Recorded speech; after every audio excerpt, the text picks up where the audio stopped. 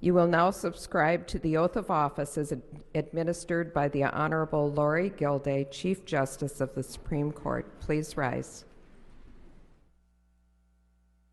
You could raise your right hands, please. Do each of you solemnly swear to support the Constitution of the United States and the Constitution of the State of Minnesota, and to discharge faithfully your duties as a senator to the best of your judgment and ability, so help you God? Congratulations.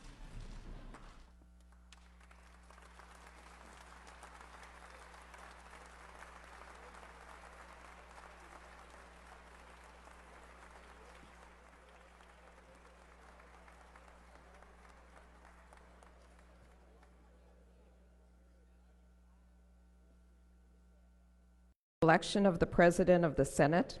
Are there any nominations? I recognize Senator Senjum. Thank you, Madam President and Lieutenant Governor. It's a great privilege for me today to stand before the body, the new body, and to nominate a special person. It's a high honor for me, and that person is Michelle Fischbach.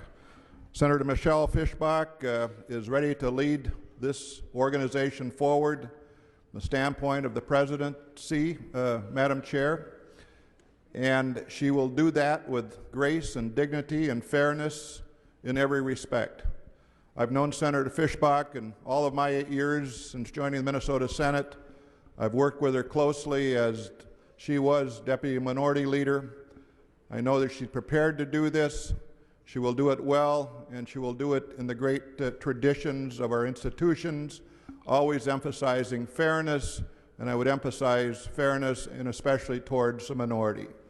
So, Madam President, Lieutenant Governor, and members, I very humbly and respectfully ask for your support for my nomination for President of the Minnesota Senate, Senator Michelle Fischbach. Senator Fischbach has been nominated. By a vote of 62 to 5 votes, Senator Fischbach has been elected president. Senator Fischbach, please come forward and take the oath as administered by the Honorable Laurie Gilday, Chief Justice of the Supreme Court.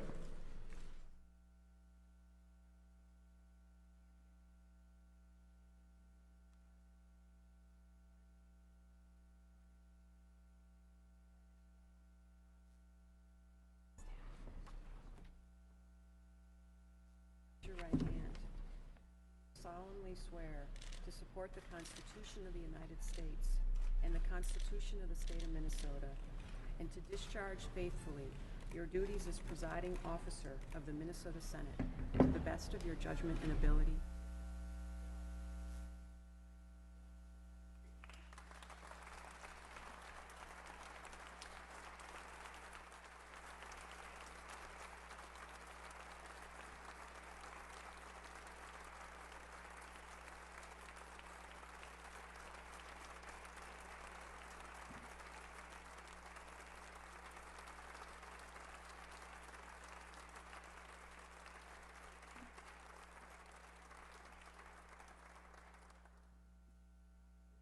Thank you so very much.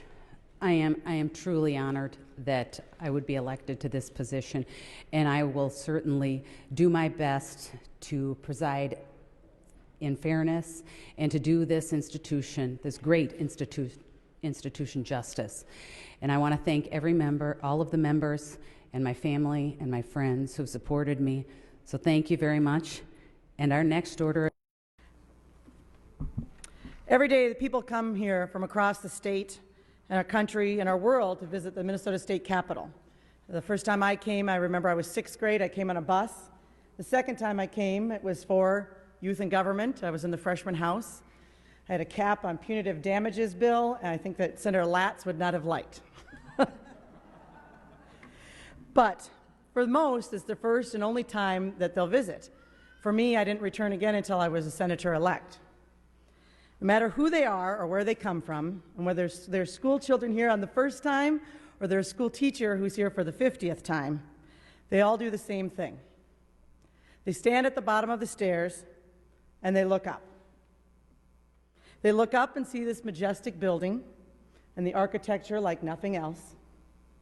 They look up and see the unique beauty.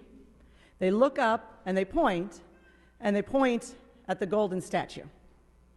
We call the golden statue the Quadriga, but its official name is Progress of the State, and it has been there for more than 104 years. There are horses pulling a man on a chariot, and that chariot represents prosperity. My favorite part of the statue is that the chariot, the man on it, and the 4 horses are being guided by, what else? 2 women. The highest honor in our society is that we be asked to serve others. And so first, I'd like to thank you for the honor to serve all of you in this body. And as I do, please know that like all those who come to the Capitol, I will always be looking up. The last 60 days has seen a great deal of changes for all of us. This transition was made a lot easier because of the help that we received from many. I'd like to take a moment to thank them. I'd like to thank Sven and the sergeants for their amazing efforts over the past few months. Thank you, Sven.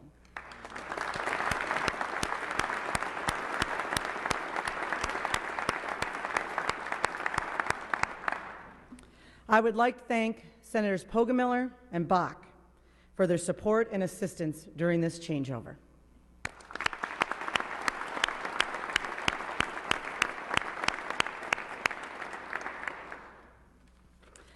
I would give a heartfelt thank you to Senator Dave Sencham for his wisdom, his generosity, and his leadership that he continues to provide today. Thank you, Dave.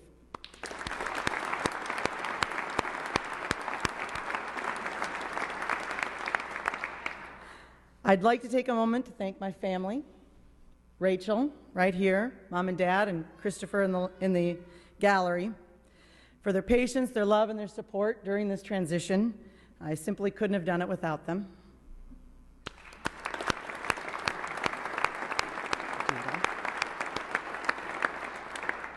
Everyone in this chamber knows how important the folks back home are, and so I would like to offer welcome and sincere gratitude for all the families and friends who are in attendance today. Thank you.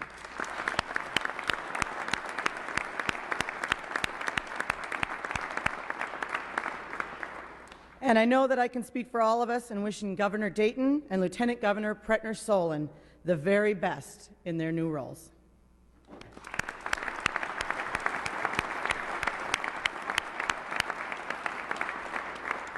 For us in the new majority, the last 38 years have taught us many things. The most important lesson we have learned is how to treat members of the minority party. We will be fair, open, and honest because respect for the institution of the Minnesota Senate has no party designation. Over the course of this session, I am certain that we will have agreement and we will have differences. But I'm also certain that we already share many of the same goals for our state. A strong and growing economy, good schools, support and safety for families, respect for the military, and a government that works. So, ladies and gentlemen of the Minnesota Senate, we have long days and hard work ahead of us. Let's get to it, and remember to always look up. Thank you. Opportunity to serve in the majority for 2 years. But more importantly today, I would like you to recognize and join me in acknowledging that today, January 4th, is Senator George and Sally Pillsbury's 64th, that's 64 years of marriage. Their wedding anniversary is today. So would you join me in recognizing this remarkable